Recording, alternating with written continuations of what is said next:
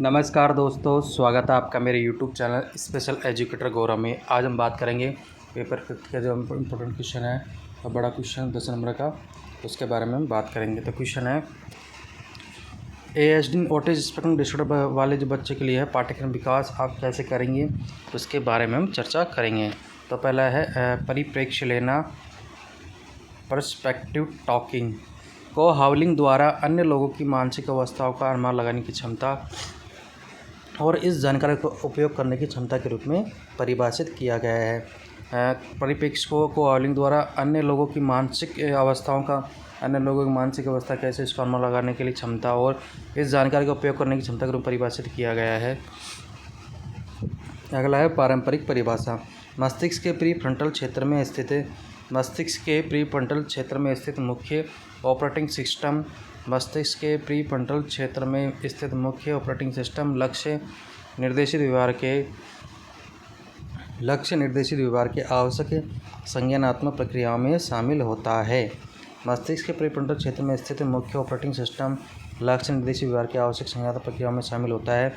इसका वास्तव में अर्थ वह सब कुछ जो आप प्रतिदिन अपने व्यवहार को प्रबंधित करने के लिए करते हैं। मतलब इसका वास्तविक अर्थ क्या है, आप प्रतिदिन अपने व्यवहार को प्रबंधित करने के लिए सब के लिए करते हैं, वो क्या होता है प्रारंभिक परिभाषा। लक्ष्य निर्देशित व्यवहार के लिए सामान्य कार्यकारी प्रतिक्रियाओं में शामिल है। तो लक्ष्य निर्देशित व्यवहार है उसको करने के लिए सामान्य कार्यकारी प्रतिक्रियाओं में निम्न चीज़ें शामिल है। पहली कार्य स्मृति, दूसरी है कार्य दीक्षा, तीसरी है सतत ध्यान, चौथी है निषोध, पाँचवीं है लचीलापन, छठी है योजना, सातवीं है संगठन, आठवीं है समस्या समाधान। ऑटिज्म से पीड़ित छात्रों को विभिन्न दृष्टिकोणों से चीज़ों को दिखाना व उनके सामाजिक भावनात्मक विकास का समर्थन करने की दिशा में एक लंबा रास्ता तय करेगा।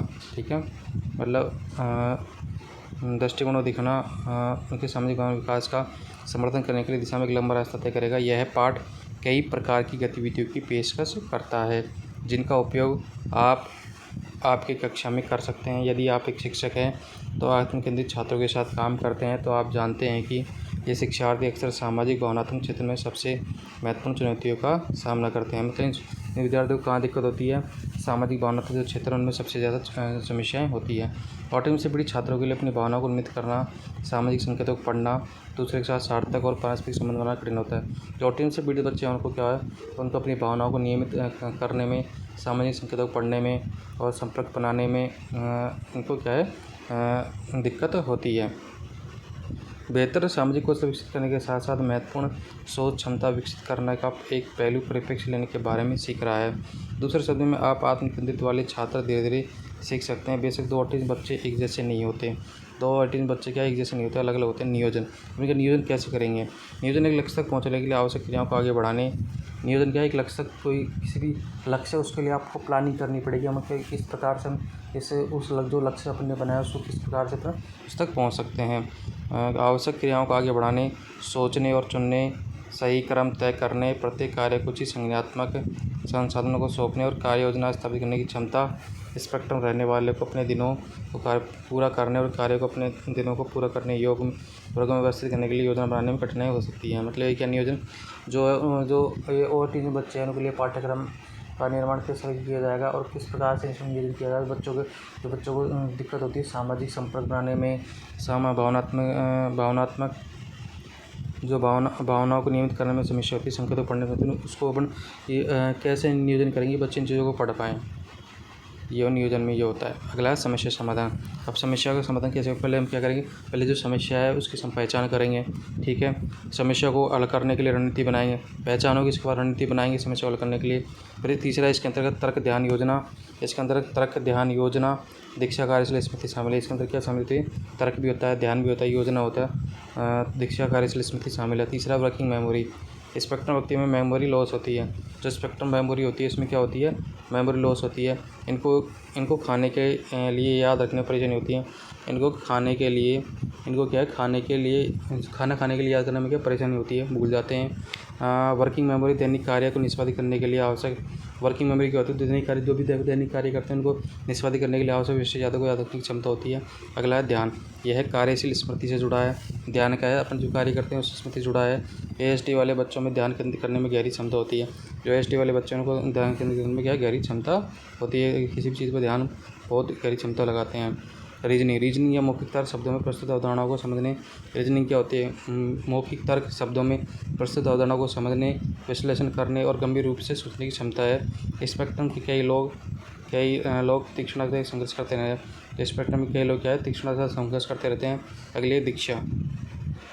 दीक्षा गतिविधि योजना या कार्य करने की क्षमता। दीक्षा क्या है? कार्य करने की क्षमता है।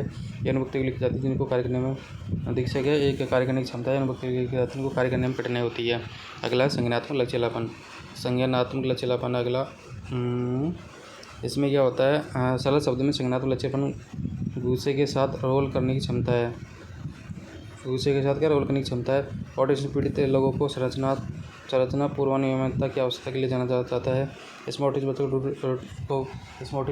रूटीन में कठोरता होती है। निगरानी। यह एक अचेतन प्रक्रिया है। यह तब से शुरू होती है जब हम ऑटो पायलट पर सामान्य कर रहे हैं। यह तब से शुरू होती है क्या है? जब हम ऑटो पायलट पर सामान्य कर रहे हैं। उदाहरण, यदि आप एक सड़क पर चल रहे हैं, एक ही समय में किसी से बात कर रहे हैं, तो आमतौर पर मस्तिष्क का एक हिस्सा चलने में लगा होता है तथा दूसरा हिस्सा बात करने में। यदि आप सड़क पर चल रहे हैं, जैसे मान लें, और आप एक समय में किसी से बात भी कर रहे हैं, और तो आमतौर पर मस्तिष्क का एक हिस्सा चलने में ध्यान रहेगा और एक बात करने में ध्यान रहेगा तथा मस्तिष्क का दूसरा हिस्सा निगरानी करने में लगा रहेगा। एक हिस्सा चलने में तथा दूसरा हिस्सा बात करने में लगा रहेगा तथा एक मस्तिष्क का दूसरा हिस्सा निगरानी करने में लगा रहेगा। तो यह ऑटिज्म बच्चों के लिए पाठ्यक्रम विकास कैसे करेंगे। तो आप दोस्तों, आपको वीडियो अच्छा लगा होगा। अच्छा लगा तो वीडियो को लाइक कीजिएगा और हमारे चैनल को जरूर सब्सक्राइब कीजिए। मिलते हैं नेक्स्ट वीडियो में। धन्यवाद। प्यारा सपोर्ट बना रहिए।